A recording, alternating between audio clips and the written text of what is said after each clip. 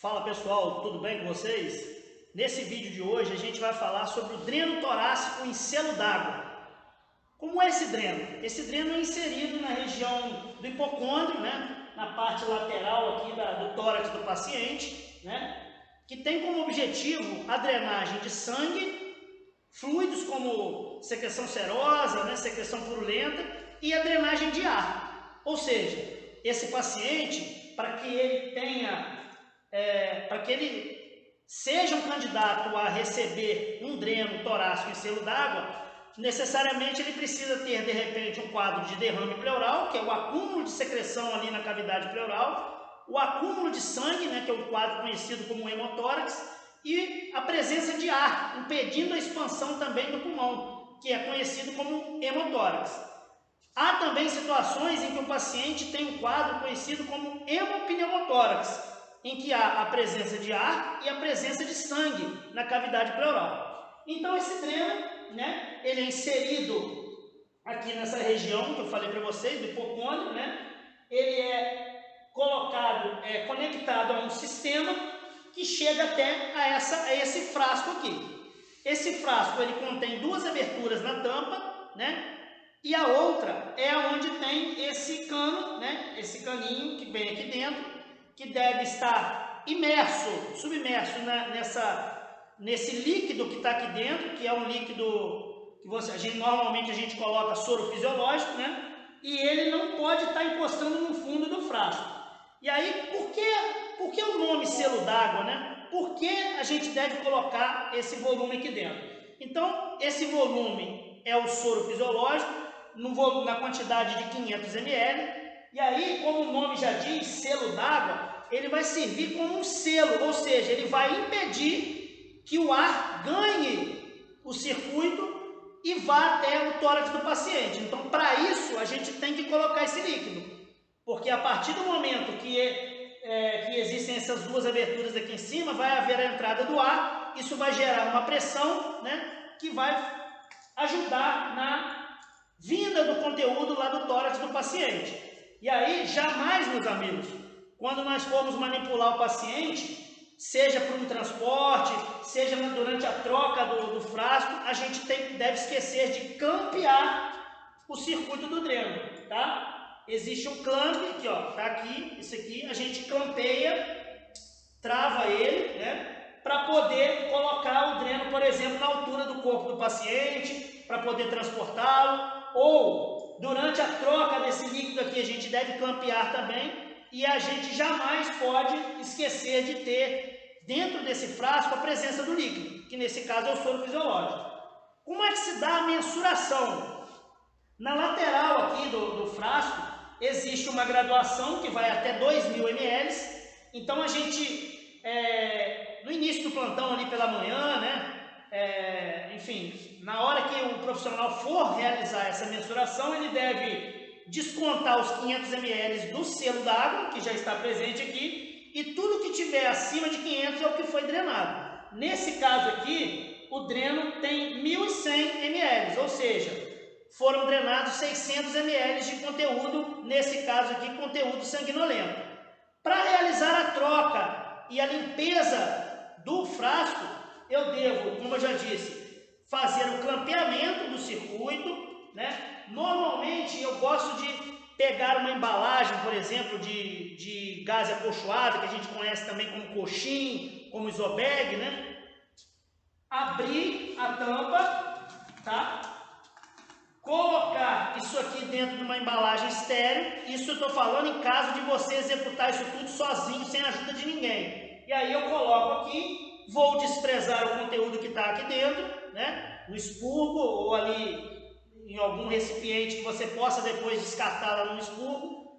Faço a limpeza ali com soro fisiológico, água destilada, e depois coloco novamente os 500 ml de soro fisiológico e fecho o circuito. Feito isso, eu vou colocar abaixo da linha corporal do paciente e soltar o clamp. Como é que eu sei que esse dreno está funcionante? Essa coluna, esse cano que está presente aqui dentro, fica um resíduo, né, de líquido ali dentro dele, que é o líquido que está vindo do paciente. Ele o tempo todo fica oscilando, gente, de acordo com, né, o processo ali fisiológico de inspiração e expiração do paciente.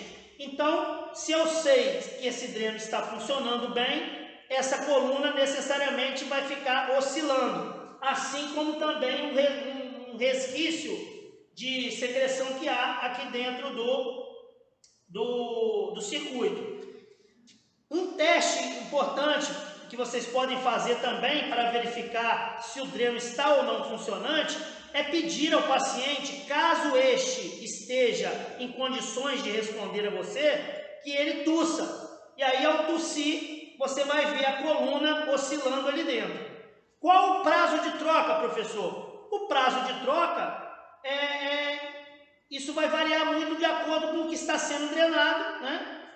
E aí, obviamente, que todo dreno ele vai ser retirado a partir do momento que não há mais o que ser drenado. Nesse caso do dreno de tórax, além da observação de estar ou não funcionante, o paciente é submetido a raio-x de tórax, né, para acompanhar a recuperação ali da cavidade pleural, visto que se ele colocou o dreno, ele colocou com o intuito de que haja a drenagem de algo que não deve estar presente ali na cavidade pleural, beleza?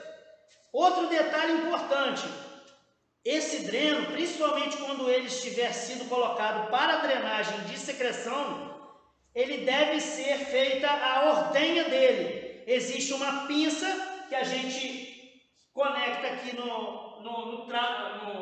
no circuito, ela tem 2 rolamentos na ponta dela, e aí a gente segura aqui, né? Obviamente que esse dreno não pode tracionar, porque qualquer tração maior feita aqui na inserção dele pode ser desencadeado um quadro de pneumotórax aberto, ou seja, ao manipular ali de forma equivocada, você pode permitir a entrada de ar ali pelo orifício, tá ok? Então a gente tem que fazer essa ordenha durante ali o transcorrer dos plantões, tá ok? Caso não haja essa pinça, você pode fazer também, e aí eu sempre fiz muito dessa forma, porque onde eu atuei não havia esse tipo de pinça. Você pode untar aqui o circuito com sabonete líquido e fazer a ordenha com o próprio clamp do dreno. Então trava aqui e vem puxando ele, né, para fazer a ordenha. Essa ordenha é importante, gente, para que não haja a obstrução por coágulo, por exemplo, dos orifícios do dreno, da parte distal do dreno que fica lá no interior do corpo do paciente, ok? Outro detalhe, o curativo deve ser feito todos os dias, né, pelo profissional enfermeiro. A gente deve atentar para que não seja colocado um excesso de esparadrapo, né, ali no ósseo, pensando naquele que vai trocar o curativo após o meu plantão. Porque quando você, dependendo da maneira pela qual você feche aqui o curativo, torna-se difícil a retirada desse esparadrapo. E aí o profissional, naquela tentativa de tirar o esparadrapo, pode, sem querer, promover uma tração maior ali e isso desencadear a entrada de ar ali com um quadro conhecido como pneumotórax aberto. Ok? Então esse é o dreno de tórax. Um último detalhe. No frasco existe um local aqui onde você anota a data, né, o volume drenado e a hora que você executou a mensuração da drenagem. Tá joia? Então esse foi a apresentação desse conteúdo do dreno de tórax. Espero que vocês tenham gostado e quaisquer dúvidas que tiverem, manda pergunta para mim que assim que puder eu estarei respondendo a todas elas. Tá ok? Obrigado a todos pela atenção e até o próximo vídeo.